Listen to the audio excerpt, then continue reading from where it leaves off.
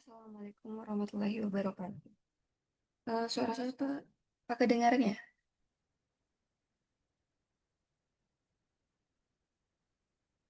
Kedengeran, Kak.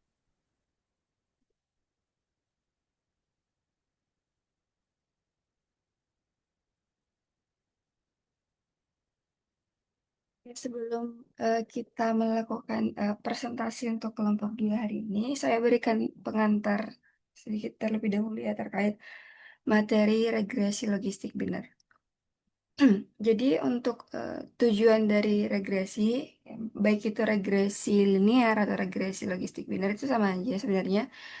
Yang pertama adalah untuk memprediksi variabel tak bebasnya, dan yang kedua adalah menjelaskan pengaruh perubahan variabel tak bebas. Nah, yang membedakan adalah kalau misalnya regresi linear, variabel tak bebasnya itu tipe datanya harus tipe data numerik. Sedangkan kalau regresi logistik, variabel tak bebasnya itu kita menggunakan tipe data kategorik misalnya ya.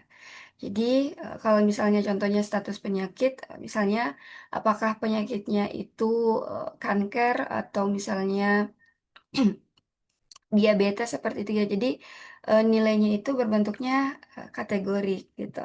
Tapi untuk variabel bebas itu sama aja, keduanya menggunakan baik itu tipe data numerik atau tipe data kategori. Jadi yang perlu diperhatikan ketika kita ingin membedakan dari regresi linear dengan regresi logistik itu dilihat dari variabel tak bebas. Oke, jadi regresi logistik itu sendiri sebenarnya gimana? Regresi logistik itu kita gunakan ketika ingin menganalisis hubungan antara variabel dependen berskala kategorik dengan satu atau lebih variabel independen. Artinya kalau misalnya kita menggunakan apa namanya regresi logistik ya, itu ada beberapa hal yang perlu diperhatikan untuk variabel responnya. Jadi yang pertama kita bisa memperhatikan dari kategori datanya.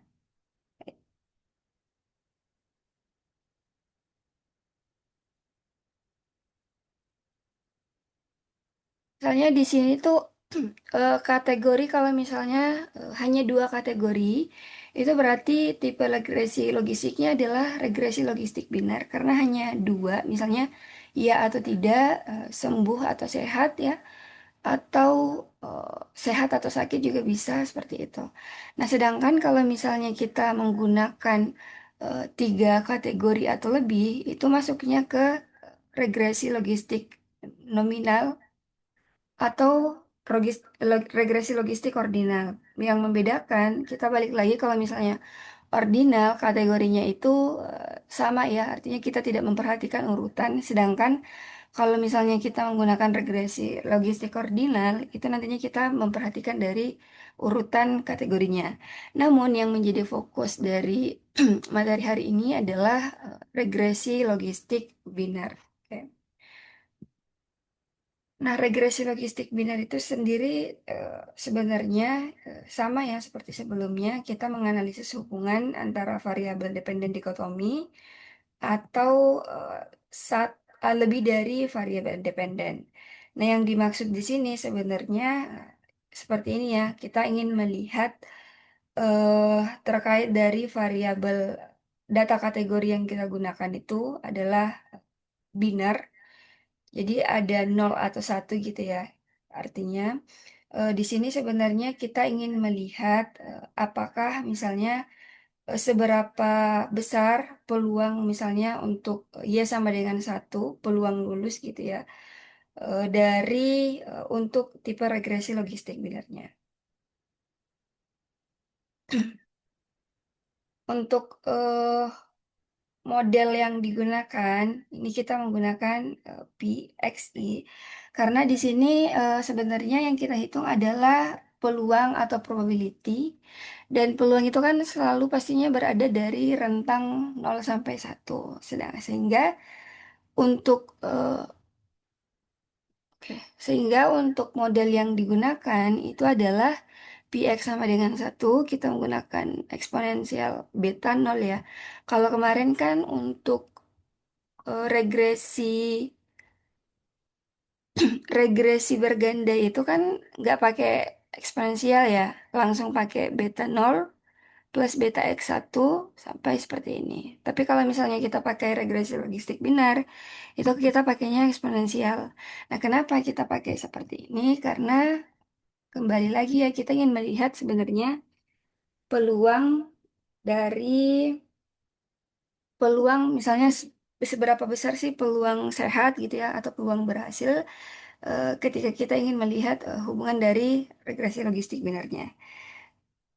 Pembilang eksponensial, jadi persamaan linear ini nantinya akan selalu bernilai positif karena kita menggunakan eksponensial sebagai penyebut yang tentunya akan lebih besar, jadi selalu lebih besar daripada pembilangnya. Gitu.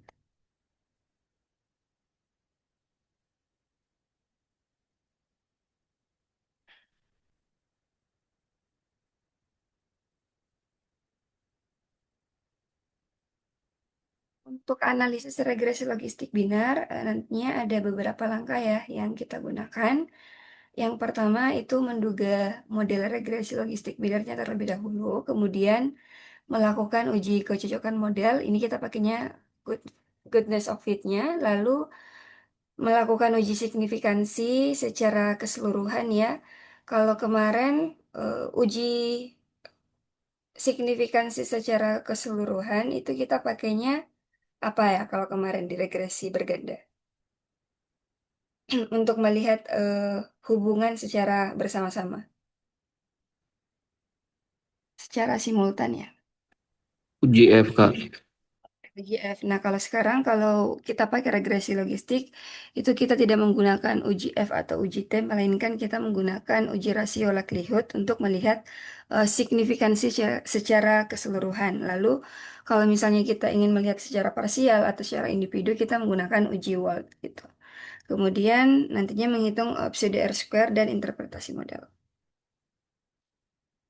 Nah, di sini ini ya yang digunakan untuk menghitung nilai odds rasionya. Kita pakai apa namanya odds, kemudian nilai peluangnya. Nah, untuk nilai odds ini tentunya nantinya akan bernilai dari 0 sampai tak hingga, tapi tidak bisa diprediksi langsung menggunakan regresi linear. Makanya nantinya kenapa di sini menggunakan learn, karena kita kan ingin melihat nilai odds rasionya kan yang bernilai 0 sampai tak hingga. Kalau misalnya kita langsung menggunakan nilai PXI dibagikan dengan 1 min PXI, nantinya ini nilainya tidak akan berbentuk seperti itu sehingga kita learn kan untuk menjadi nilai nilai real ya dari minus tak hingga sampai tak hingganya gitu.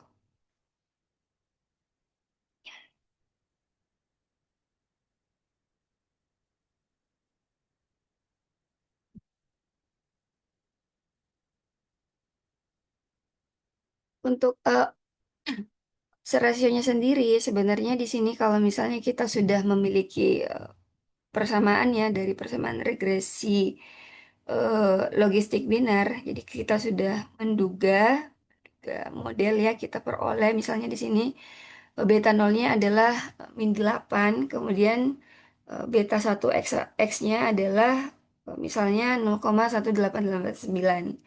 Nah, untuk menghitung nilai odds rasionya, kita gunakan eksponensial, lalu kita kalikan dengan 0,1889. Itu kita peroleh 1,21. Artinya, kalau misalnya konsumennya itu yang lebih tua setahun, maka odds untuk membelinya adalah 1,21.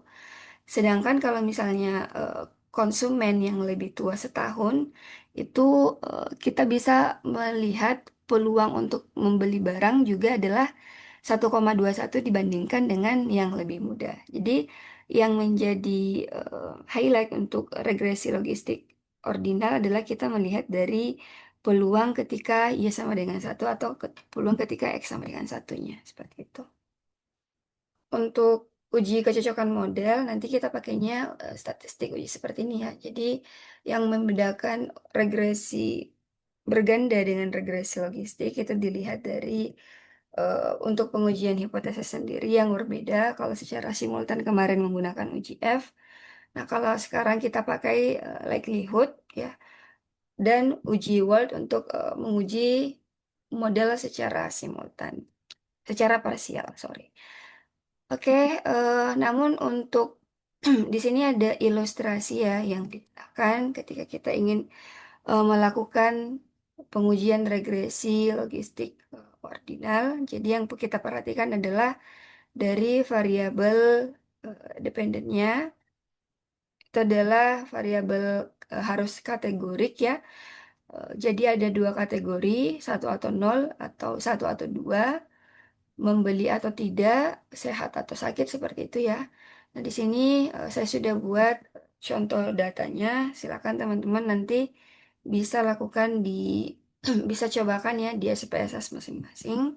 Ini sudah ada langkah-langkah yang sudah saya buat dan interpretasinya juga sudah ada ya. Nah, untuk lebih jelasnya nanti silakan sekarang untuk kelompok satu dipresentasikan ya supaya teman-teman yang lain juga bisa lebih paham terkait bagaimana sih sebenarnya ilustrasi atau contoh penerapan regresi logistik ordinal dalam kasus real.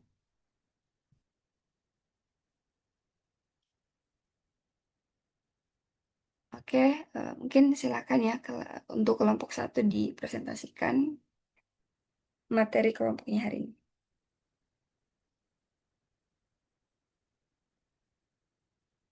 Kelompok 2 ya Kak Ila? Dua, maaf.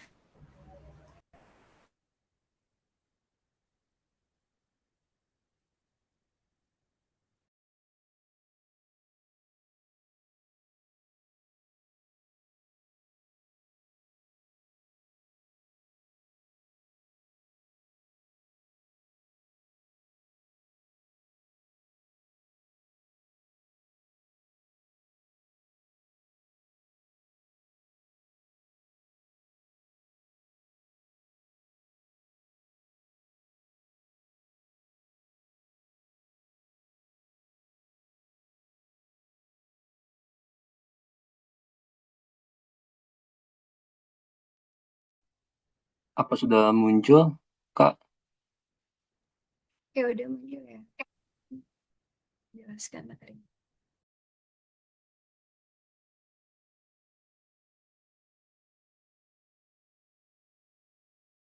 Yang share screen saya Mas Fikri ya, Mas Fikri.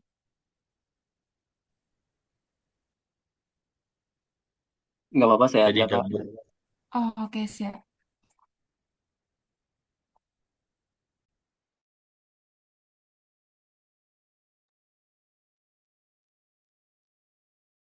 Baik, mungkin bisa kita mulai aja. Assalamualaikum warahmatullahi wabarakatuh. Kami dari kelompok 2 hari ini akan mempresentasikan materi regresi logistik. Sebelumnya, mohon maaf Kaila, saya off cam karena jaringan di rumah yang kurang begitu baik. Kalau misalnya on cam jadi kayak patah-patah. Sebelum kita memasuki materi, perkenalkan, dan anggota dari kelompok kami itu sendiri ada saya, Al Faisal, kemudian ada Mas Dani, Mbak Mimin, kemudian Mas Fikri, Bu Nuning, Mbak Nyai, dan Mbak Fiona. Boleh next.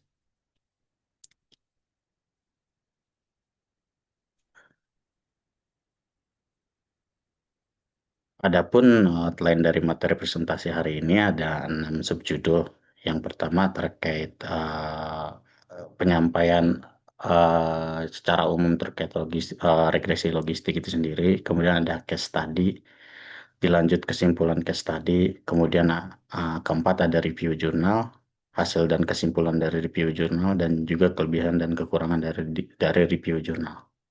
Selanjutnya.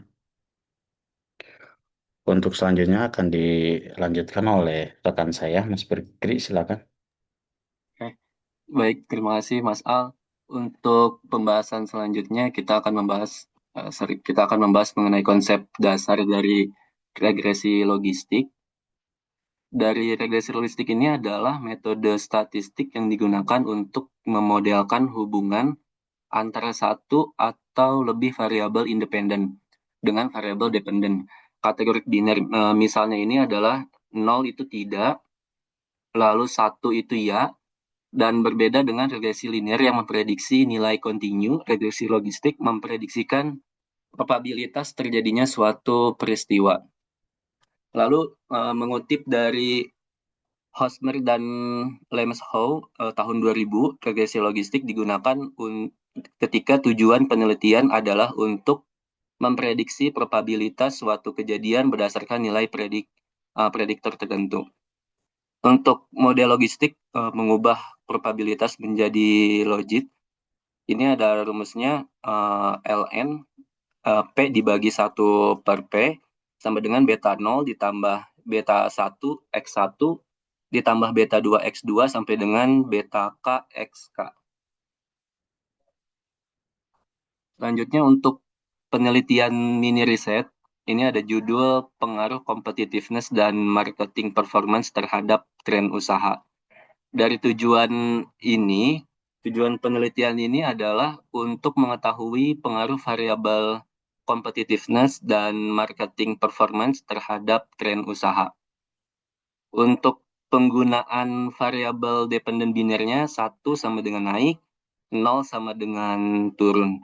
Dan model dianalisis menggunakan regresi logistik biner karena variabel terikat bersifat kategorik. Selanjutnya terkait hipotesis penelitian, hipotesis penelitian ini dibagi menjadi H01 atau competitiveness tidak berpengaruh signifikan terhadap tren usaha, lalu HA1 competitiveness berpengaruh signifikan terhadap tren usaha, lalu H02 marketing performance tidak berpengaruh signifikan terhadap tren usaha, lalu HA2 marketing performance berpengaruh signifikan terhadap tren usaha, lalu hipotesis 03 competitiveness dan marketing performance tidak berpengaruh signifikan secara simultan terhadap tren usaha, lalu HA3 competitiveness dan marketing performance berpengaruh signifikan secara simultan terhadap tren usaha. Oke, selanjutnya dijelaskan dengan rekan saya. Ya, untuk selanjutnya, metode penelitian yang digunakan yaitu penelitian kuantitatif atau pendekatan eksplanatori untuk menguji pengaruh antar variabel menggunakan regresi logistik, di mana metode pengumpulan datanya yaitu dengan menggunakan kuesioner melalui 62 responden lewat Google Form dari populasi UMKM di bidang pariwisata di Bogor dan Jakarta. Kemudian pengukuran variabelnya, yang pertama ada variabel independen X1 dan X2, yaitu competitiveness dan marketing performance. Diukur menggunakan skala Likert, di mana ada 5 poin, dari mulai sangat tidak setuju hingga sangat setuju. Tujuannya yaitu untuk mengukur persepsi responden terhadap kedua faktor tersebut. Kemudian ada variabel dependennya, yaitu Y, di mana tren usaha diukur berdasar secara biner atau dikotomus sesuai persyaratan regresi logistik biner. Tujuannya itu untuk mengkategorikan responden menjadi 1, yaitu bersifat ya atau naik, dan 0, yaitu tidak atau turun. Teknik analisis datanya, yang pertama ada uji goodness of fit untuk menguji kelayakan model, kemudian uji pseudo R-square untuk menguji kesesuaian model, kemudian uji signifikansi model untuk menguji signifikansi antar variabel secara simultan, kemudian uji signifikansi parameter untuk menguji signifikansi antar variabel secara parsial, dan estimasi probabilitasnya dihitung dengan rumus P sama dengan 1 per E ditambah E pangkat min Z. Next.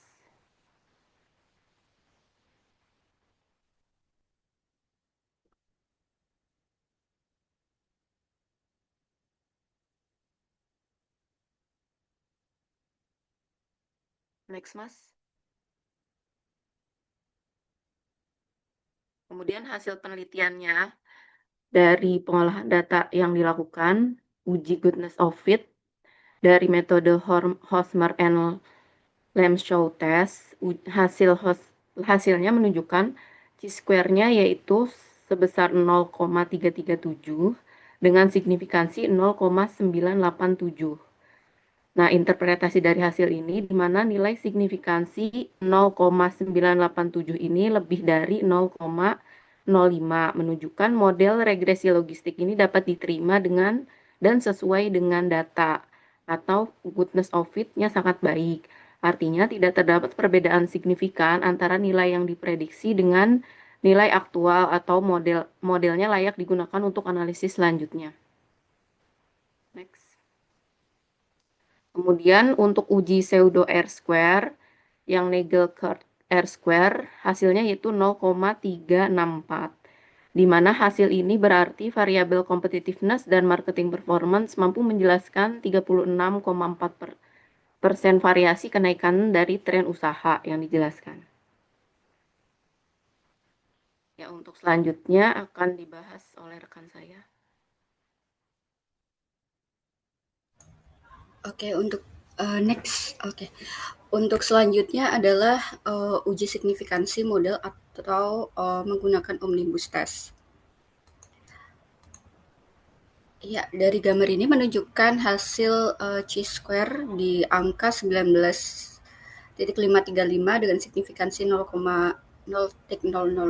dengan derajat bebas atau di F-nya 2. Nah, pada tabel omnibus test tersebut nilai chi-square dan signifikansi atau p-value untuk step, block, dan juga model semuanya sama, yaitu chi-square 19,535 dengan signifikansi 0,000. Nah, interpretasi hasilnya ini dalam gambar tersebut menjelaskan bahwa nilai signifikansi 0,000 lebih kecil dari 0,05. Artinya model regresi logistik yang diuji signifikan secara keseluruhan. Dengan kata lain, jika variabel independennya ini adalah X1 competitiveness, kemudian X2-nya adalah marketing performance, maka kedua variabel tersebut secara simultan terbukti berpengaruh terhadap variabel dependen tren usaha atau Y. Nah, implikasi terhadap hipotesisnya di gambar itu tertulis hipotesis H03 ditolak, artinya competitiveness dan marketing performance ini berpengaruh secara signifikan secara simultan terhadap tren usaha. Artinya hipotesis 0 atau H03 di sini yang menyatakan tidak ada pengaruh simultan ditolak. Sebaliknya, hipotesis alternatif diterima, yaitu competitiveness dan marketing performance secara bersama-sama berpengaruh signifikan terhadap tren usaha. Nah, kesimpulan utamanya dari slide ini adalah model regresi logistik ini yang diuji adalah valid dan signifikan. Nah, kedua variabel independen memberikan pengaruh nyata terhadap variabel dependen, serta hasil dari omnibus test ini menunjukkan bahwa model secara keseluruhan ini layak digunakan untuk analisis lebih lanjut. Ya, untuk slide selanjutnya, competitiveness-nya adalah tidak signifikan. Untuk hasil utamanya adalah signifikansi 0,084 dalam kurung lebih besar daripada 0,05. Ini artinya tidak signifikan. Artinya perubahan kompetitivitas tidak berpengaruh secara statistik terhadap kenaikan tren usaha. Nah, koefisien B itu di sini adalah min 1,234, artinya arah pengaruh negatif. Nah, dari sini jika meningkat justru cenderung nantinya akan menurunkan peluang peningkatan dari tren usaha tersebut. Nah, untuk sampel B 0,291 ini adalah odds ratio, artinya setiap kenaikan 1 unit competitiveness ini mempunyai peluang kenaikan tren usaha menurun sebesar 1 dikurangkan 0,291 yaitu 70,9%. Artinya H01 diterima, yaitu competitiveness tidak berpengaruh signifikan terhadap kenaikan tren usaha. Nah, sedangkan untuk marketing performance-nya ini hasilnya adalah signifikan dengan hasil utama adalah signifikansi 0,001 dalam kurung dalam kurung lebih kecil dari 0,05 ini artinya signifikan. Nah, secara statistik marketing performance ini berpengaruh terhadap kenaikan tren usaha. Dengan nilai B2.317 ini menunjukkan arah yang mempunyai pengaruh yang positif. Artinya semakin tinggi marketing performance, semakin meningkat juga peluang naik dari tren usaha tersebut. Nah, sampel B sama EXP B sama dengan 10,148, artinya setiap peningkatan satu unit marketing performance itu memiliki peluang kenaikan tren usaha meningkat 10.148 kali lebih besar. Kesimpulannya H02 ini ditolak, artinya marketing performance berpengaruh signifikan terhadap kenaikan dari tren usaha tersebut. Nah, untuk kesimpulannya dari slide ini adalah model regresi logistik ini menunjukkan bahwa hanya marketing performance saja yang memiliki pengaruh signifikan terhadap tren usaha. Nah, sedangkan competitiveness itu tidak signifikan dan arah pengaruhnya ini negatif sehingga tidak menjelaskan peningkatan tren usaha dalam model ini. Nah, untuk marketing performance-nya ini adalah menjadi faktor kunci yang meningkatkan peluang naiknya dari tren usaha. Next akan dijelaskan oleh rekan saya. Oke, selanjutnya saya akan melakukan contoh perhitungan terkait estimasi probabilitasnya. Jadi setelah didapatkan dari olah data, kan muncul dari tabel variabel in the equation yang sebelumnya dijelaskan oleh Mbak Vio ya. Di situ kita bisa mendapatkan konstanta atau beta nolnya itu di angka minus 3,1715. Kemudian competitiveness-nya itu sendiri atau beta satunya itu adalah minus 1,234.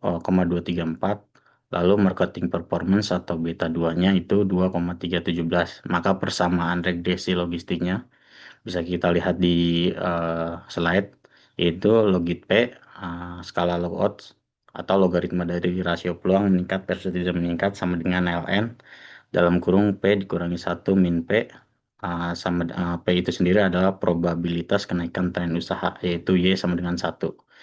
Sama dengan minus 3,715 dikurangi 1, dikurangi beta 1 atau minus 1,234 dikali X1 ditambah beta 2 2,317 dikali X2. Ini gambarnya kepotong, itu yang terakhir itu X2. Kemudian kita lakukan perhitungan terkait estimasi probabilitasnya dengan rumus yaitu P sama dengan 1/1 plus E min Z. Z itu sendiri yaitu min 3,715 dikurangi 1,234 dikali X1 ditambah 2,317 dikali X2. Berikutnya kita lakukan contoh sederhana jika X1 sama dengan 3 dan X2 sama dengan 4. Yang pertama kita akan melakukan perhitungan nilai Z-nya itu sendiri. Didapatkan di mana setelah dilakukan perhitungan nilai Z didapatkan min 3,715 dikurangi 1,234 dikali 3 ditambah 2,317 dikali 4. Hasilnya adalah 1,851.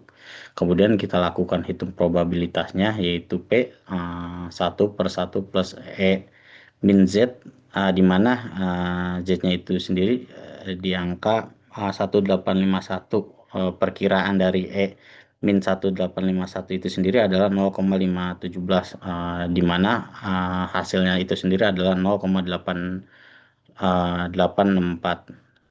Itu maksudnya itu sendiri adalah probabilitas tren usaha meningkat adalah sebesar 86,4%. Artinya responden tersebut memiliki peluang sebesar 86,4% untuk memilih kategori positif. Boleh next. Untuk kesimpulannya dari mini riset ini sendiri, berdasarkan hasil analisis regresi logistik, maka diperoleh beberapa kesimpulan. Yang pertama, model regresi logistik layak digunakan, di mana hasil Hosmer-Lemessow-nya itu signifikan di angka 0,987, lebih besar dari 0,05. Kemudian model secara keseluruhan signifikan Kemudian nilai Nagelker R kuadratnya sebesar 0,364 menunjukkan bahwa model mampu menjelaskan sekitar 36,4% variasi kenaikan tren usaha. Kemudian competitiveness tidak berpengaruh signifikan terhadap kenaikan tren usaha, dan marketing performance berpengaruh signifikan dan positif terhadap kenaikan tren usaha dengan odds rasio di angka 10,148. Artinya peningkatan kinerja pemasaran sangat kuat mendorong peningkatan tren usaha. Boleh di next. Untuk selanjutnya ada review jurnal yang akan dilanjutkan oleh rekan saya. Silakan. Oke, baik. Selanjutnya adalah terkait review jurnal. Kita mengangkat jurnal yang berjudul Information Asymmetry, Agency Cost and Payout Policy, an International Analysis of IFRS Adoption and the Global Financial Crisis. Next.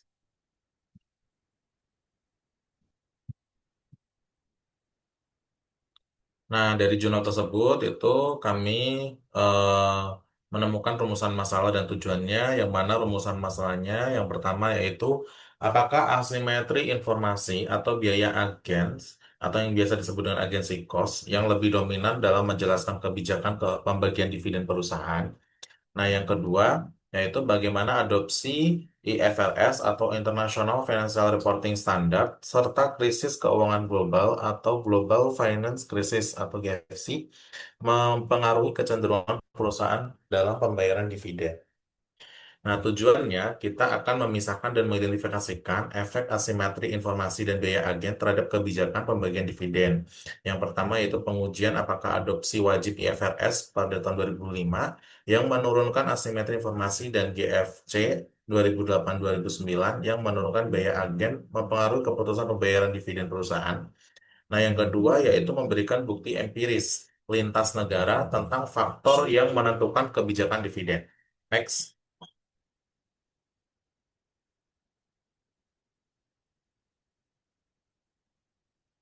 Selanjutnya, Mas. Nah, di sini kita ada beberapa hipotesis. Teman-teman bisa melihat hipotesis yang telah dituliskan. Yang selanjutnya ada metodologi.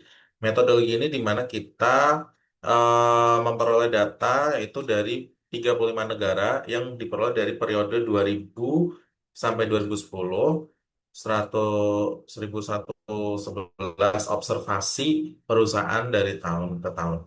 Nah, metode yang kita gunakan yaitu menggunakan regresi logistik panel dan propensity score matching atau yang biasa disebut dengan PSM untuk membandingkan perusahaan di negara adopsi IFRS dengan non-IFRS. Variabel utamanya yaitu ada tiga, di mana IFRS dummy, krisis dummy, dan IFRS antara dengan krisis. Nah, selanjutnya ada variabel kontrol yang di mana itu terdiri dari profitabilitas, ukuran, Tobin skew, cash holding, leverage, pertumbuhan, penjualan, dan lain-lain. Next. Nah, dari jenis variabel tersebut, kita dapat mengidentifikasikannya, yaitu variabel dependennya, yaitu terkait dengan kebijakan dividen, yang dimana indikatornya itu terkait dengan dividen payout ratio, dividen per share, dan dividen yield. Nah, yang untuk variabel independen ada dua, yaitu asimetri informasi dan biaya agen, di mana indikator dari asimetri informasi itu terdiri dari bid-ask spread dan forecast error. Untuk yang biaya agen, indikatornya itu FCF, Asset Utilization, dan Managerial Ownership. Untuk variabel moderasi, kita menemukan ada dua, yaitu adopsi IFRS dan krisis global, di mana indikatornya yaitu dummy IFRS, dan dummy krisis. Nah, untuk variabel kontrolnya itu ada size, ROA, leverage, growth, yang indikatornya terdiri dari log asset, ROA, dan debt ratio. Next.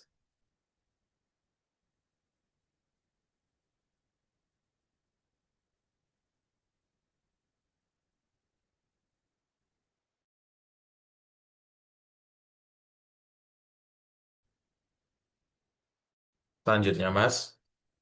Nah, terkait ini ada metodologi pada tabel 2 statistik yaitu panel A yaitu sampel lengkap di mana dari data yang kita lihat itu terdapat dari pembayaran dividen di mana variabel ini tuh memungkinkan terbentuk sebuah dummy. Yang pertama satu adalah pembayaran dividen dan yang nol itu ditolak atau tidak. Nah, kemudian rata-rata terdiri dari 0,657 berarti 65,7% itu perusahaan dalam sampel ini membayarkan dividen.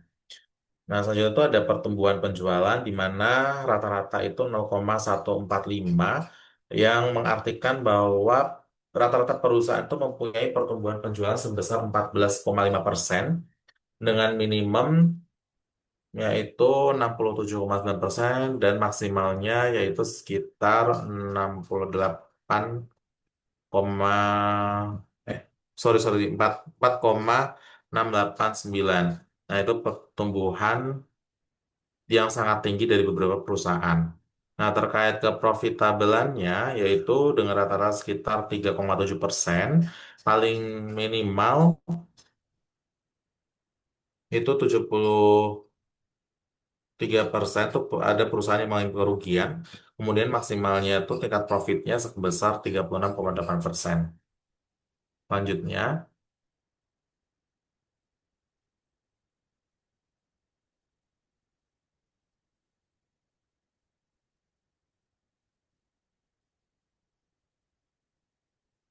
nah selanjutnya yaitu pada panel B itu berdasarkan panel B di atas terdapat perbedaan antara signifikan antara negara IFRS dan non-IFRS pada sebagian besar variabel, di mana perusahaan-perusahaan di negara non-IFRS ini lebih sering membayarkan dividen, memiliki ukuran yang lebih besar, return saham yang lebih tinggi, dan memegang kas yang lebih banyak. Di mana sebaliknya perusahaan di negara IFRS itu memiliki pertumbuhan penjualan dan peluang pertumbuhan atau yang biasa disebut dengan Tobin Q yang lebih tinggi, namun menghadapi volatilitasnya arus itu lebih besar.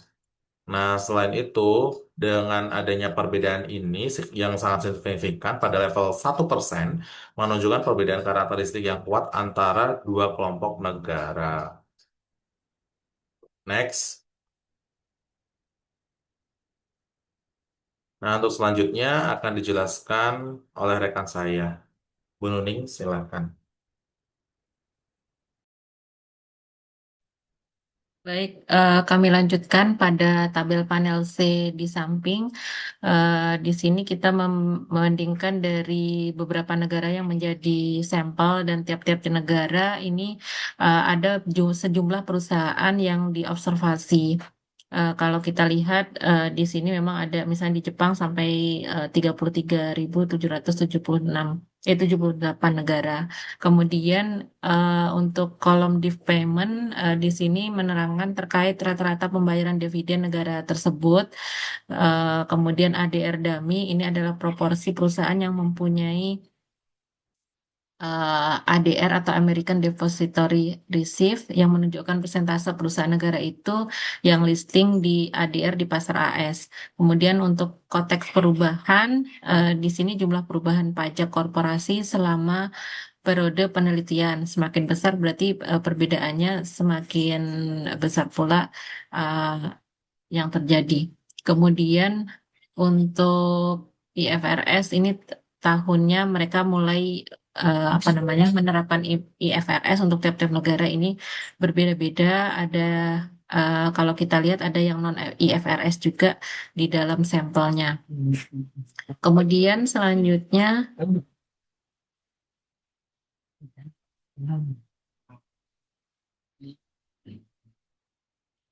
ini sebetulnya tabelnya potongan ya, masih lanjutan dari tabel slide sebelumnya karena panjang.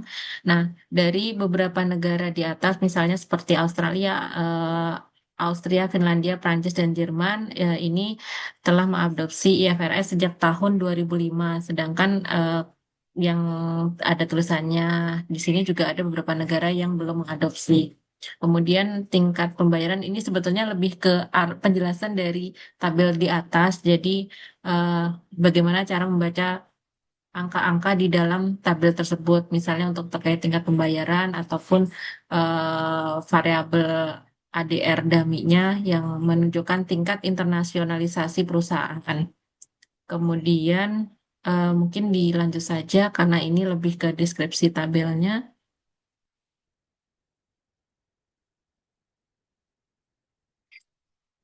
Selanjutnya ini di penelitian ini juga diperhitungkan terkait korelasi. Nah, kalau kita melihat tabel di sini, misalnya kita ambil contoh antara di pembayaran dengan pertumbuhan penjualan, terlihat di kolom 1 itu nilainya adalah 0,4120. Nah, di sini tingkat signifikannya secara statistik pada 1% menunjukkan bahwa secara umum perusahaan yang lebih menguntungkan cenderung melakukan pembayaran dividen yang lebih tinggi. Dan ini hubungannya kalau dilihat dari angkanya kan memang positif ya, 0,4120. Kemudian selanjutnya,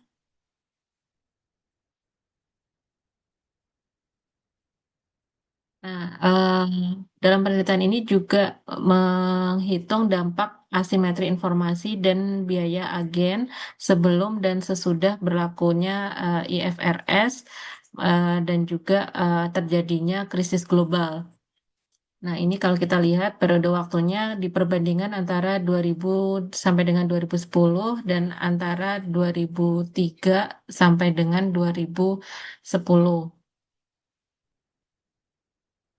Pada eh Oke, pada kolom 1 di sini adalah yang dilakukan treatment atau ada pengaruh IFRS untuk kedua periode sampel menunjukkan bahwa ada nilainya negatif 0,501 dan 0,51. Jadi masing-masing secara statistik signifikan pada tingkat 1%. Nah, hal ini menunjukkan bahwa kecenderungan untuk membayar dividen secara statistik signifikan lebih rendah pada periode setelah penerapan IFRS. Nah, jika dibandingkan dengan sebelum IFRS, karena nilai setelahnya kan ini min 0,517. Kemudian pada kolom 2, kami memasukkan guncangan krisis keuangan global GFC ke dalam model regresi dan hasilnya di sini ada minus 0,293 dan signifikan pada tingkat 5% untuk periode tahun 2003 sampai 2010. Dan hal ini menunjukkan kecenderungan untuk membagikan dividen secara signifikan lebih rendah selama terjadinya krisis global dibandingkan tahun-tahun non-krisis. Kemudian pada kolom ketiga mencakup interaksi keduanya. Jadi baik ada pengaruh IFRS maupun krisis global.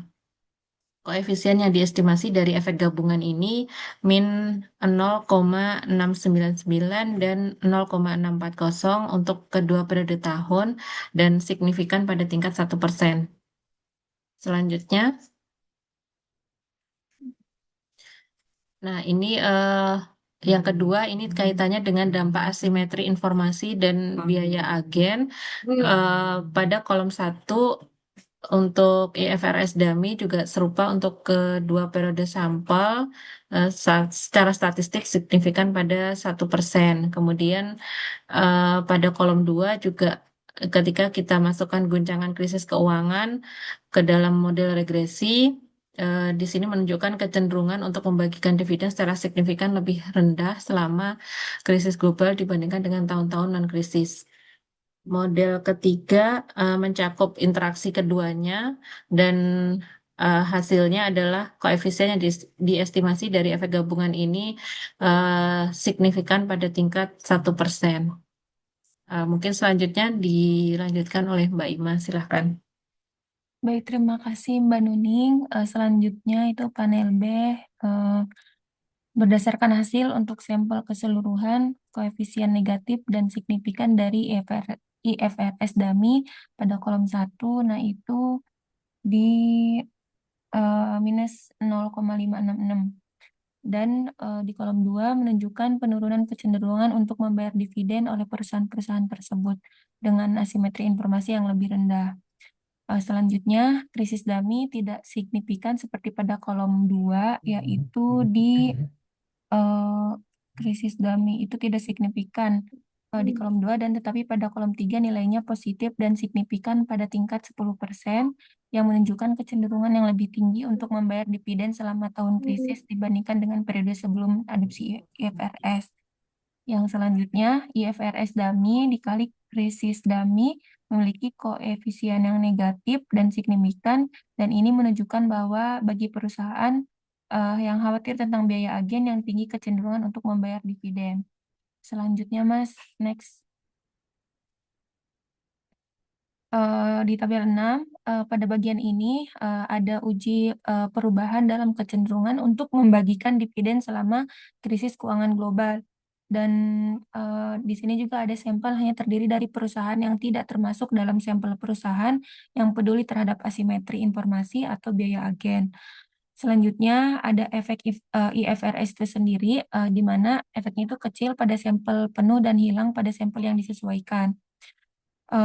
Selain itu, ada kedua sampel yaitu IFRS dummy dikali krisis dummy dan treat dikali IFRS dummy dan dikali krisis dummy itu memiliki koefisien negatif dan signifikan. Nah, itu bisa dilihat di angka 0,573 minus 0,573. Dia koefisien negatif dan signifikan, di mana ini menunjukkan bahwa kecenderungan untuk membayar dividen lebih rendah selama tahun-tahun krisis dibandingkan dengan tahun-tahun non-krisis pada periode pasca adopsi IFRS. Selanjutnya, Mas.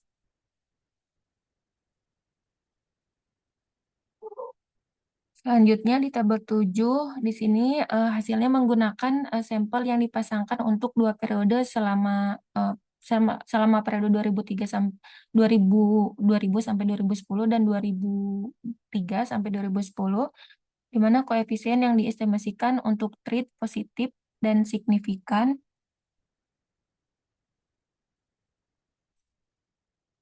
Dan ini menunjukkan perusahaan yang di treatment rata-rata meningkat pembayaran dividen, dan mereka juga lebih sering daripada perusahaan kontrol.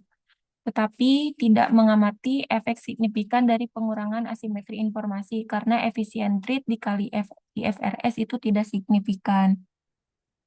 Selanjutnya, perusahaan juga yang di treatment memiliki kecenderungan yang secara signifikan lebih rendah untuk meningkatkan dividen dibandingkan dengan perusahaan kontrol selama krisis keuangan global. Dan temuan ini juga mendukung gagasan bahwa penjelasan biaya agen lebih baik daripada penjelasan asimetri informasi. Selanjutnya, koefisien rate dikali IFRS dummy dan dikali krisis dummy itu negatif dan signifikan. Perbedaan antara perusahaan yang diobati dan perusahaan kontrol terkait perubahan kecenderungannya itu untuk meningkatkan dividen lebih besar selama GFC daripada tahun-tahun non-krisis. Selanjutnya,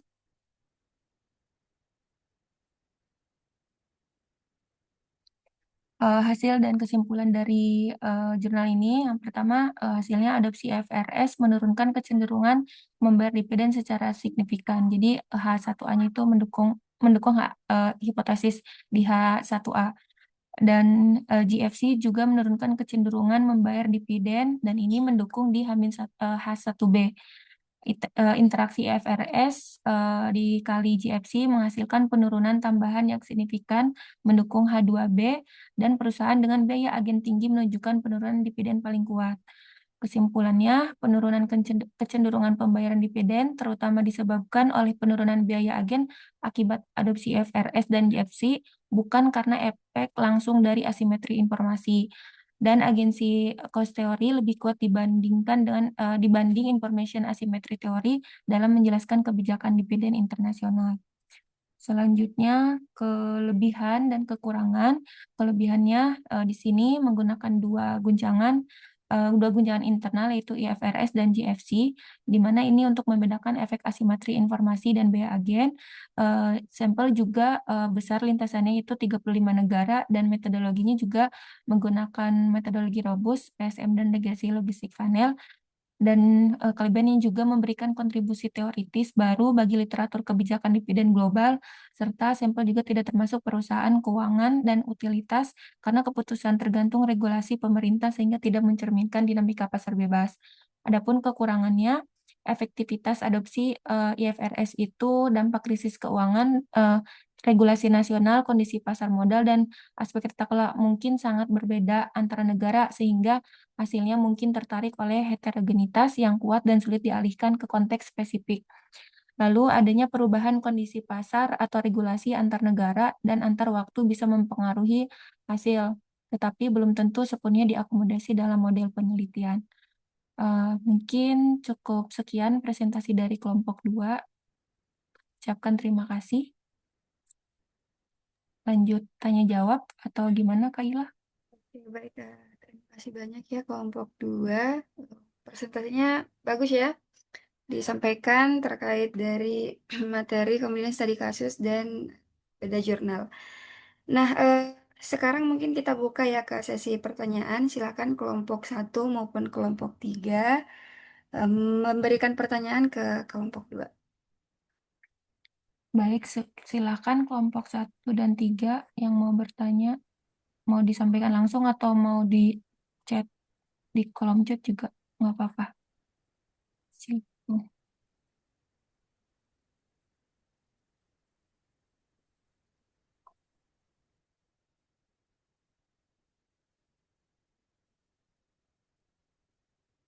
Oke, gimana? Silakan kelompok 1 maupun kelompok 3. Setidaknya satu perwakilan ya dalam satu kelompok. Silakan untuk mengajukan pertanyaan.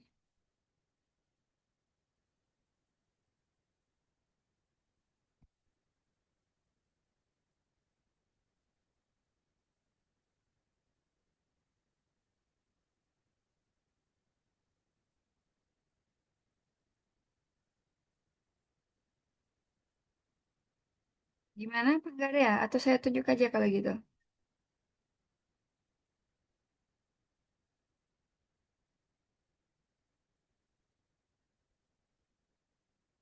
Dari kelompok 1, mungkin ini ya, Sine Ayu Thalia ada nggak di sini? Ada, Mbak. Ada ya? Ya. Silakan Mbak, diberikan pertanyaan ke kelompok 2 ya terkait dari tadi kan study case-nya tuh pakainya regresi logistik biner ya.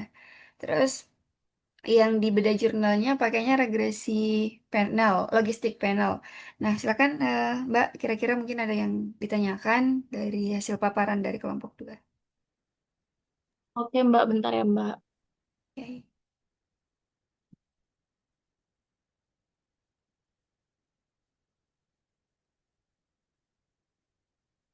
Kemudian satu orang lagi ya, kelompok 3.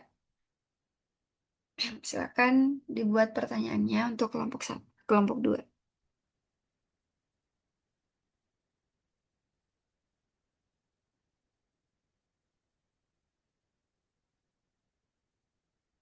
Oke, ini udah ada ya dari di kolom chat, silakan kelompok 2.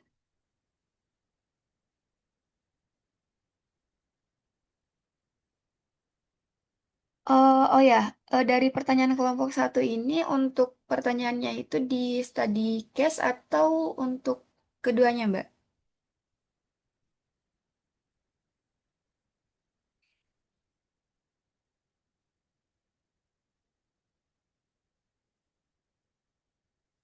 Silakan kelompok 2. Baik, Kak Ira. Iya, Mbak Ira. Pertanyaannya, terima kasih. Kami diskusikan dulu ya sebentar.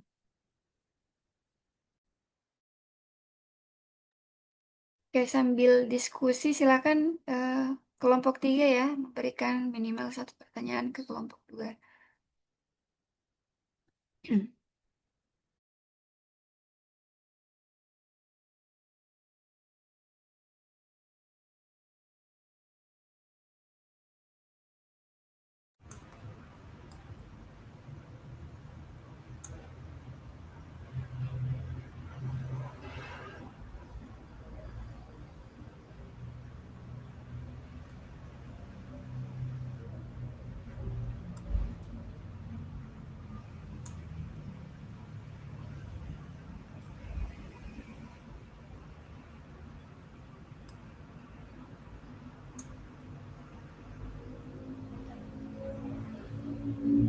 Ini mungkin pertanyaannya terkait seputaran terkait ini ya, eksplorasi data analisisnya. Kalau misalnya kita eksplorasi data, melihat karakteristik data, melihat outlier atau sebagainya gitu ya. Terus kemudian kalau misalnya data yang kita gunakan itu ada outlier, pertanyaan dari kelompok satu nih, kira-kira gimana? Apakah outliernya ini kita gunakan untuk tetap bisa dimodelkan atau justru kita hapus saja outlier dalam data gitu? Izin Kak Ila, kalau mungkin dari kelompok 2 untuk yang tadi ditanyakan oleh Mbak Ira, itu outlinernya untuk tadi variabel independen ya, itu untuk outlinernya tidak perlu untuk dihapus. Kemudian karena outliner pada variabel independen ini bisa lebih mempengaruhi stabilitas terkait dengan model logit, sehingga outliner pada variabel independen ini biasanya menyebabkan misal koefisien tadi regresi B menjadi tidak stabil atau nilainya menjadi ekstrim, kemudian standar errornya membesar juga sehingga variabelnya menjadi tidak signifikan. Dengan demikian biasanya untuk keberadaan outlier itu perlu dievaluasi karena dapat mempengaruhi kualitas dari model agit. Kemudian outlier itu tidak selalu harus dihapus dari data gitu karena pada survei biasanya pada skala Likert 1 sampai 5 ya Kak, yang biasanya kalau kita bikin kuesioner itu outlier itu biasanya bagian dari dari persepsi nyata responden gitu, bukan dari kesalahan input, sehingga menghapus outlier itu biasanya secara langsung bisa mengurangi variasi penting dan merusak validitas data tersebut, sehingga outlier biasanya hanya bisa dihapus itu jika benar-benar data tersebut terbukti salah gitu, misalkan kesalahan entry data dan lain sebagainya. Nah, jika outliernya itu merupakan nilai yang valid gitu, biasanya lebih tepat itu dimodelkan bukan untuk dihapuskan gitu. Kemudian apalagi ya pertanyaannya tadi Mbak Ira? Sorry. Tapi datanya masih konvergen nggak ya? Apakah saya perlu dihapus atau bisa dimodelkan? Udah terjawab ya Ira tadi untuk pertanyaannya yang barusan. Kemudian pertanyaan kedua, tapi datanya masih konvergen nggak ya? Misal di delete, soalnya kadang responden juga sering miss pas isi data Likert, kayak ketukar gitu pas di Likertnya. Masih konvergen nggak ya? Kalau misalkan di delete. Biasanya bentar ya, Ira mikir dulu. Oke. Kelompok 3 ini ya, pertanyaannya silakan di drop di kolom chat kalau bisa. Sebenarnya untuk jawaban pertanyaan pertama ya benar ya sebenarnya. Jadi outlier itu tidak serta-merta harus langsung dihapus. Jadi kita cek dulu terkait dari mimi karakteristiknya, kita pahami dulu sifat outliernya itu seperti apa. Nah, karena kalau memang ada kesalahan, nah baru kita bisa buang ya atau perbaiki terkait dari outliernya gitu. Tapi kalau misalnya error datanya memang benar-benar jelas, nah itu kita bisa langsung hapus aja outliernya. Nah, tapi pertanyaan berikutnya ini, apakah kalau misalnya kita ngapus outlier, apakah masih tetap konvergen gitu dari segi modelnya? Ini kira-kira gimana Mbak Fiona? Iya, terima kasih Kak Ila sudah menambahkan. Mungkin bisa correct me if I'm wrong ya Kak Ila. Tadi kan apakah model logit itu masih konvergen jika outlier tidak dihapus? Itu menurut saya masih bisa konvergen ya, untuk model umumnya masih konvergen gitu selama tidak ada misalkan separation, kemudian variabel independennya itu tidak sangat ekstrim dan juga untuk jumlah sampelnya itu cukup. Nah, untuk skala Likert-nya itu juga mempengaruhi tadi rentangnya biasanya 1 sampai 5 untuk nilai ekstrim itu biasanya tidak tetap berada gitu dalam rentang yang kecil sehingga tidak dari hasil tadi sih tidak menyebabkan regresi logit gagal konvergen gitu. Kemudian biasanya tadi ada pertanyaan tentang gagal konvergen juga nggak ya gitu ya. Biasanya tadi yang mungkin yang barusan dijelaskan ya, biasanya ada karena regresi logis itu gagal konvergen ketika biasanya ada perfect separation, kemudian ada mislead atau ada data error seperti yang barusan dijelaskan sama Kak Ila gitu. Mungkin apabila ada yang kurang mohon maaf Kak Ila. Bisa kembalikan ke kelompok satu gimana Mbak Ira? Terkait dari jawaban dari Mbak Fiona. Jadi mungkin ini ya Mbak Ira perlu menghapus outlier Likert agar logit bisa konvergen itu kesimpulannya itu nggak perlu ya tadi seperti yang udah dijelaskan gitu. Jadi model logit itu hampir selalu tetap konvergen gitu meskipun ada outlier minor, kemudian ada jawaban yang ekstrim, kemudian variasinya tidak wajar gitu. Yang perlu dihapus itu bukan outliernya gitu, tetapi data yang secara logika salah atau tadi ada error data atau ada error data gitu. Seperti misalkan responden itu biasanya ada yang menjawab semuanya itu di angka 1 atau misalkan tidak baik semua gitu. Atau dari skala Likert 1 sampai 5 itu 30 pertanyaan dia karena mager baca jadi balasnya 1 terus kayak gitu. Kan ada ya kadang responden yang kayak gitu. Kemudian biasanya ada responden yang polanya itu nggak wajar gitu. Jadi misalkan skala Likertnya 1 sampai 5 dia ngacak gitu. Misalkan ada jawabannya 1. Terus tiba-tiba karena sebenarnya dia nggak baca juga gitu. Jadi langsung ke pertanyaan kedua misal 5 ke 1 lagi ke 5 lagi gitu. Atau misalkan responden ya itu salah klik gitu.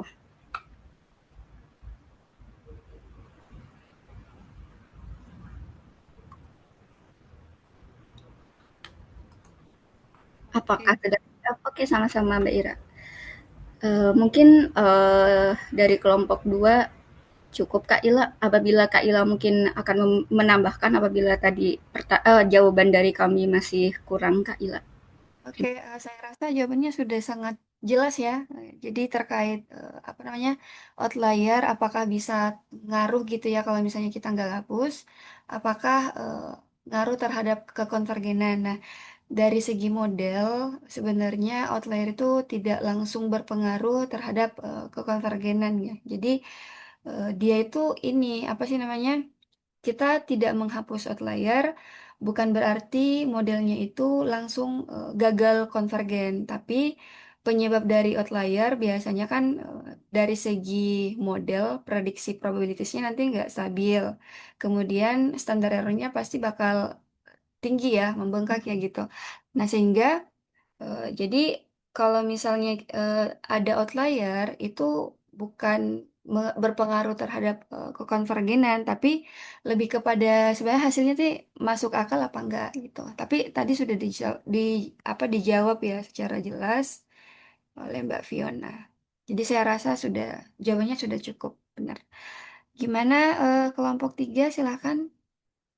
Ada pertanyaan ke kelompok 2?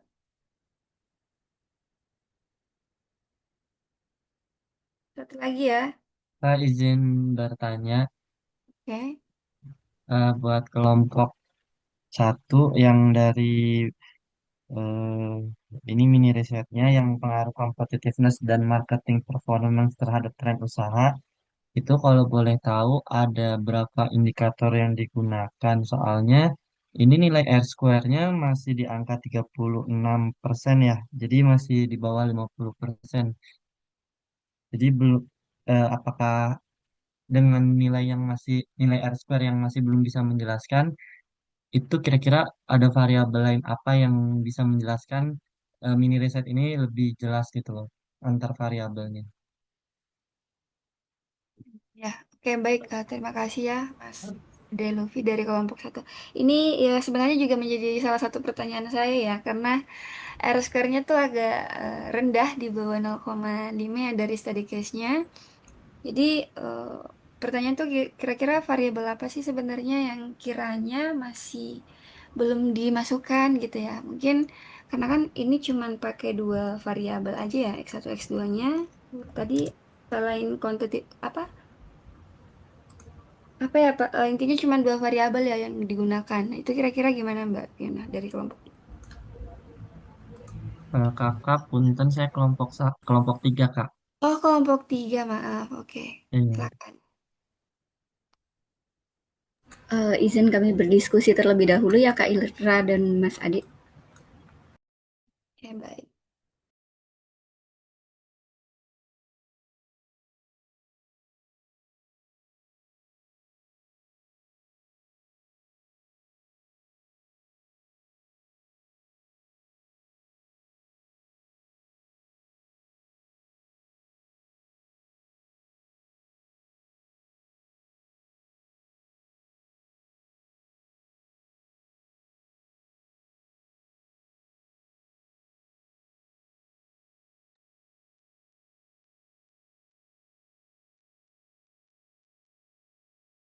Oh iya, sebenarnya saya mau nanya juga sih terkait variabel bebas yang digunakan ini kan ada apa competitiveness sama marketing performance ya.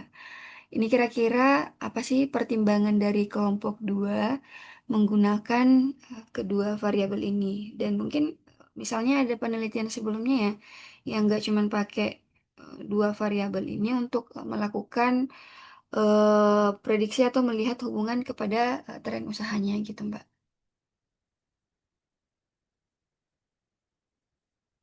Oke, baik. Terima kasih Kak Ilah. Izin kami berdiskusi terlebih dahulu ya Kak.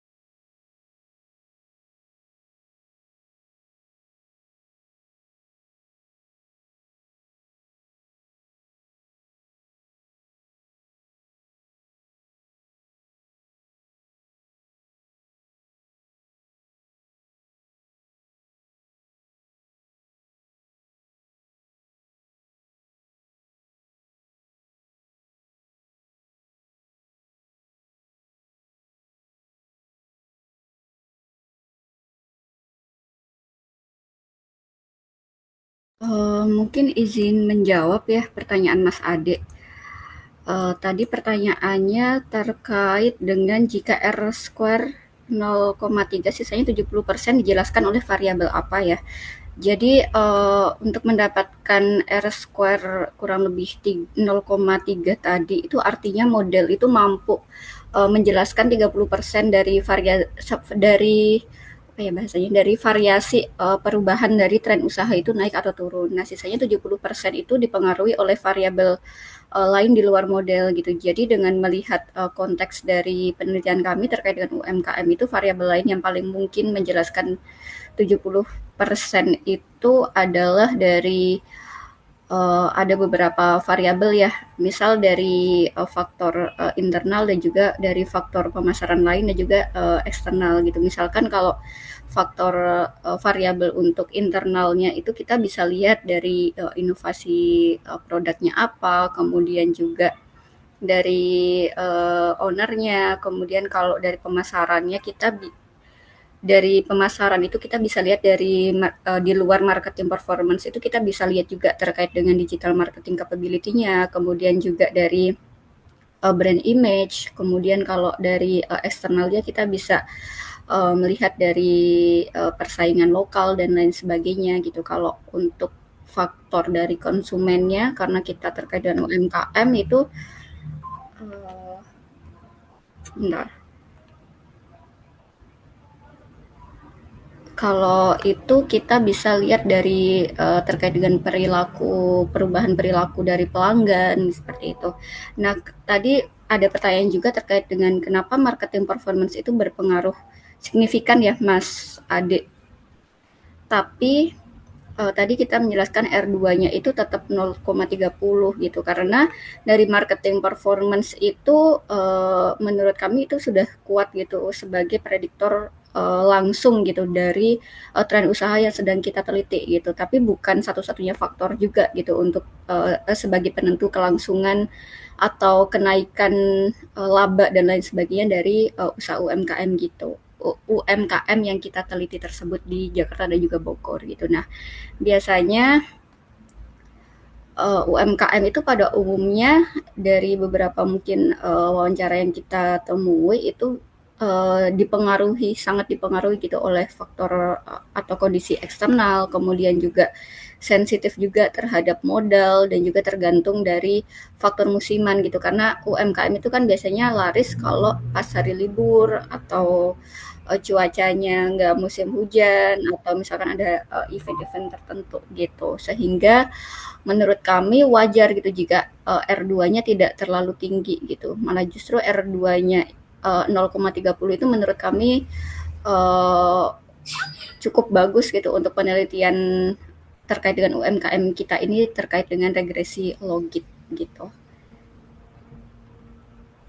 Soalnya biasanya kalau R square itu harus di atas, nggak harus di atas moderat sih. Biasanya yang Hmm, mampu menjelaskan dengan baik kan di atas 0,75 kalau menurut Hayat et al.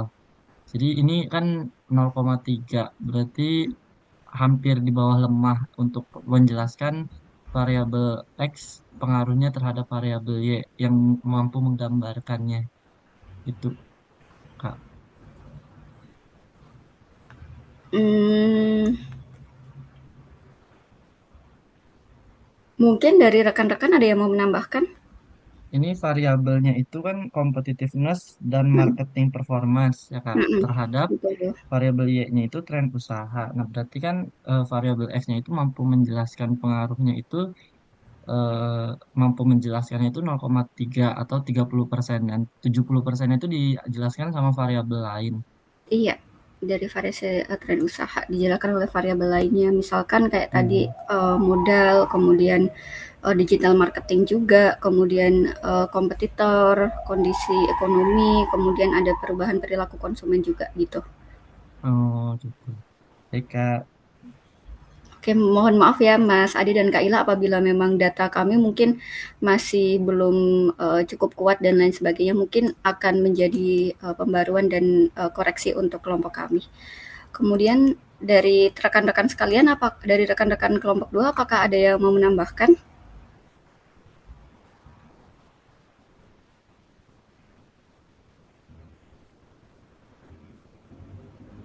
Kemudian tadi eh,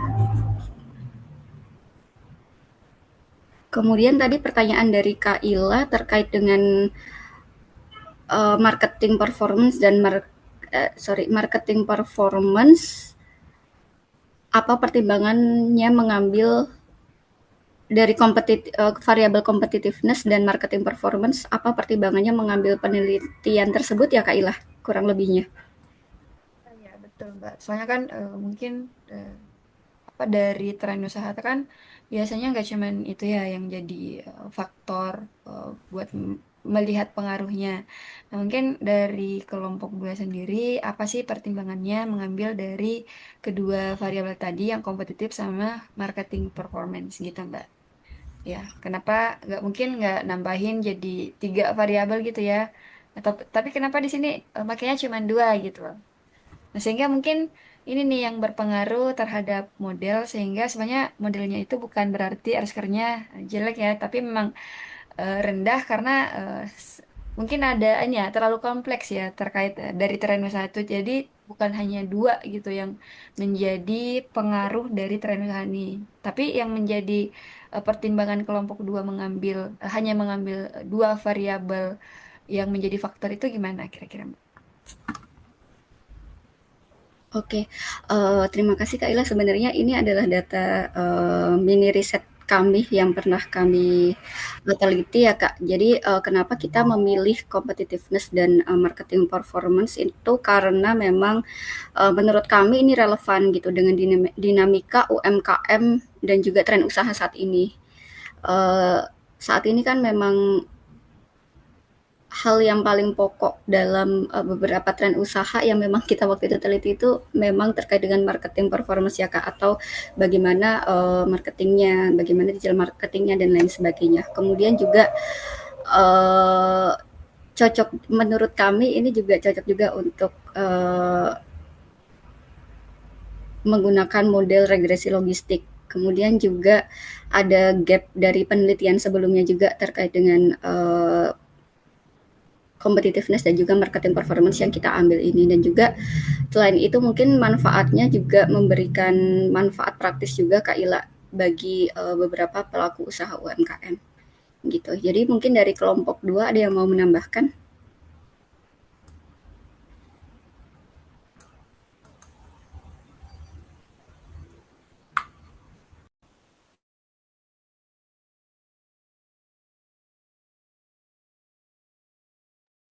Oke, baik. Mungkin itu ya cukup ya mungkin ya, nggak usah ditambahin. Saya rasa paham ya terkait pertimbangan ngambil dari dua variabel ini aja. Kemudian mungkin sebenarnya dari segi aspek interpretasi, jadi masih bisa dikembangkan ya untuk penelitian berikutnya, sehingga ini mungkin menjadi salah satu batasan. Nah, oke, karena kelompok satu dan kelompok tiga sudah memberikan pertanyaan, kira-kira masih ada yang mau bertanya? Oke, sepertinya udah nggak ada ya. Mungkin saya mau nanya dikit terkait. Oke, kemarin kan kita kelompok satu kan itu regresi berganda ya. Nah, di regresi berganda ada nih asumsi yang diperhatikan biasanya kalau regresi berganda dari segi linearitas, multikol, kolonialitas, dan autokorelasi. Nah, kira-kira di di studi case tadi biasanya regresi logistik itu kan memperhatikan dari multikol aja ya. Kan kalau kemarin regresi berganda itu ada 4 asumsi nih yang perlu kita perhatikan. Tapi biasanya kalau regresi logistik itu kita hanya memperhatikan multikolonalitasnya aja sebelum membangun model. Jadi kita cek dulu ya karakteristik data seperti tadi pertanyaan dari Mbak Ira kelompok satu. Kita cek mungkin dari apa namanya? Outlier dan lain-lain, kemudian kita cek asumsi. Nah, salah satu asumsi yang bisa kita cek di regresi logistik itu adalah multikolonialitasnya. Nah, dari kelompok 2 apakah ngecek gak ya dari segi multikolonialitas X1 dengan X2 sebelum membangun model? Karena tadi kayaknya saya nggak ini ya, nggak dengar untuk pengujian multikolonialitasnya.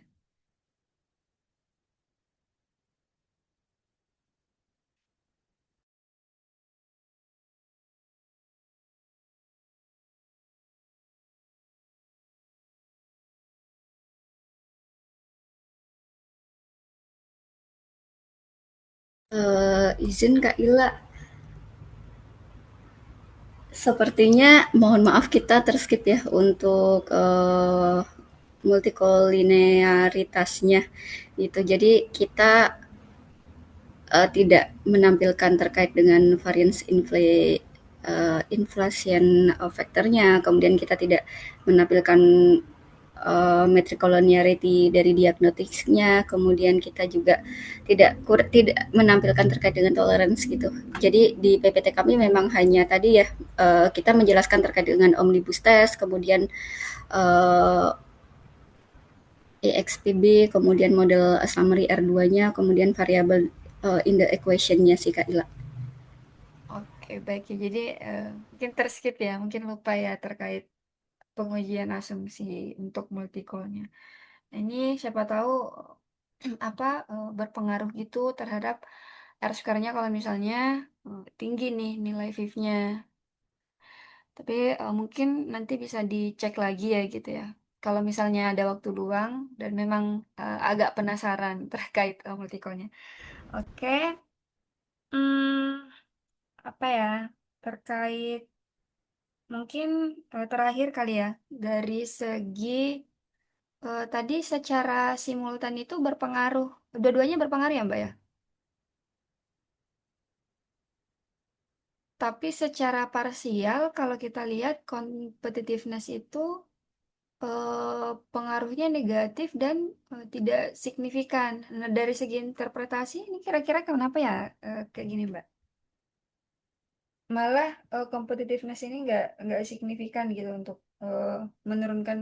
Malah kira-kira kenapa ya terjadi penurunan ini tren usaha karena apa namanya competitiveness ini nggak signifikan.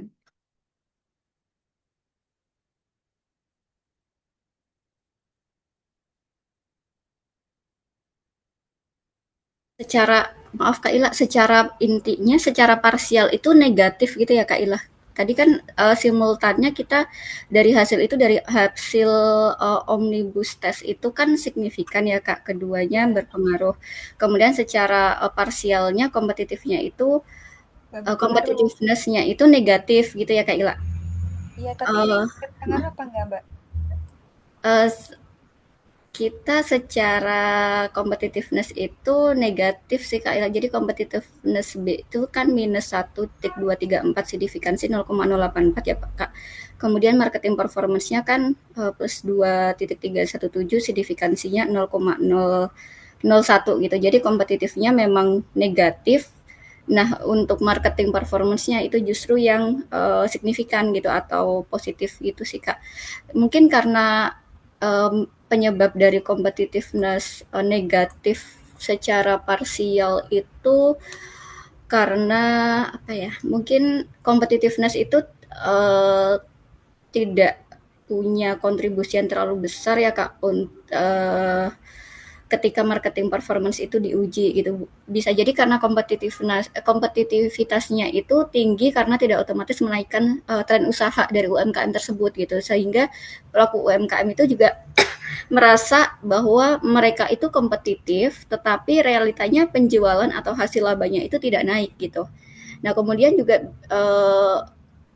ada juga mungkin dari respondennya itu cenderung memberikan skor yang tinggi gitu pada skala Likert terkait dengan terkait dengan kompetitifnya sehingga sebagai persepsi subjektifnya gitu bukan data real gitu sebaiknya sih marketing performance-nya itu berkaitan langsung sih kalau yang kita teliti terkait dengan customer growth gitu ya mungkin Kak Ilah kemudian juga UMKM-nya bisa jadi merasa kompetitif tetapi tidak berpengaruh gitu kepada tren usaha yang berkembang saat ini di Indonesia gitu. Biasanya UMKM itu mereka merasa gitu kalau mereka itu merasa lebih unggul dari kompetitornya gitu, punya kualitas produk yang lebih baik, kemudian punya harga yang bersaing gitu. Tapi realitanya itu mungkin kompetisinya atau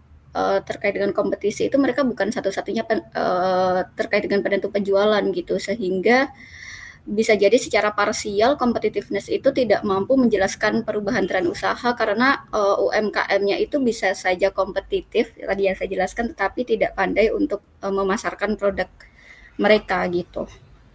Oke, oke, baik, Mbak.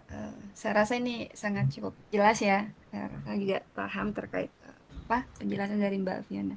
Ya, Oke, mungkin eh satu ya, terakhir terakhir banget ini ya. Terkait dari review jurnal nih.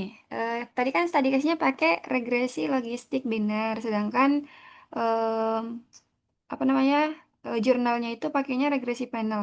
Ini yang jadi perbedaan ini kira-kira apa ya dari kelompok 2? Mungkin bisa dijelaskan ke kelompok 1 atau kelompok 3 Sehingga mungkin mereka paham yang menjadi perbedaan dari regresi ini tuh apa kira-kira. Mungkin dari member lain dari kelompok 2 ya yang bisa jawab.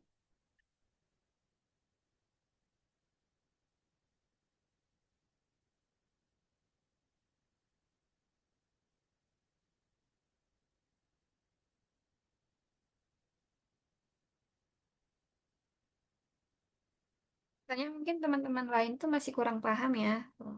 Apa sih kayak bedanya yang regresi logistik biner sama regresi logistik panel gitu ya. Ya. Ini izin menjawab Kaila untuk perbedaan konsep dasarnya.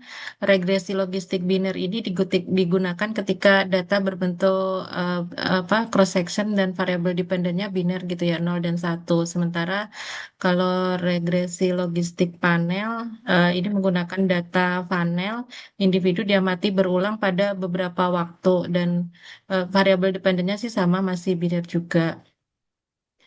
Kemudian eh, untuk perbedaan utamanya, kemudian dari sisi heterogenitas individunya, kalau di regresi logistik biner itu kan mungkin diabaikan, tapi di logistik panel ini diakomodasi. Kemudian untuk variabel yang eh, untuk tujuannya sendiri, biasanya untuk logistik biner ini kan prediksi probabilitas pada satu waktu. Sementara kalau regresi logistik panel melihat dinamika waktu dan pengaruh individu.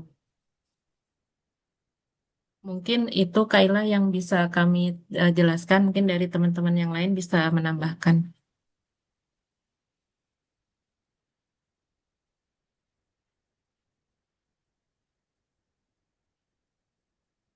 Oke Mbak, terima kasih. Saya rasa cukup jelas ya. Jadi sebenarnya untuk regresi logistik biner maupun regresi logistik panel itu sebenarnya agak mirip ya.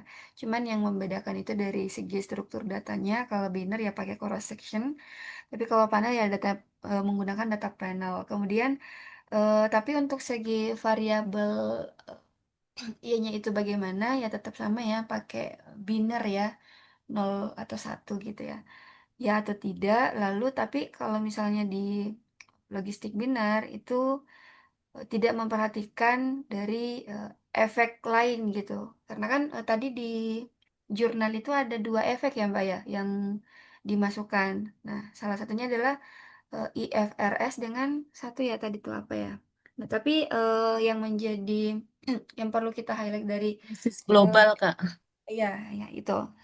Nah, kemudian juga dari segi tujuan dari penggunaannya juga tadi sudah dijelaskan oleh Mbak. Kemudian yang menjadi ini juga yang diperhatikan adalah dari penelitian menggunakan apa dari jurnal ini tuh kan datanya data dummy ya Mbak ya.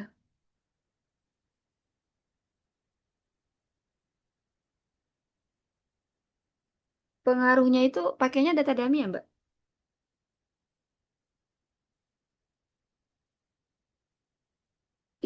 IFRS sama krisis global.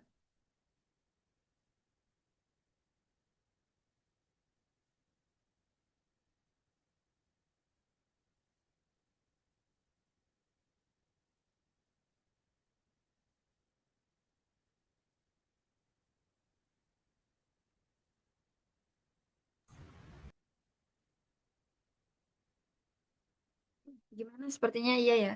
Nanti silakan mungkin ini ya dicari ya. Ini kan datanya data dummy nih. Kira-kira dari penelitian-penelitian lain yang menggunakan data real gitu ya. Apakah hasilnya ini ada yang serupa atau tidak gitu ya. Ini mungkin nanti bisa dicari ya. Nah mungkin teman-teman yang lain masih ada nggak pertanyaan untuk kelompok 2 sebelum kita tutup eh, pertemuan hari ini?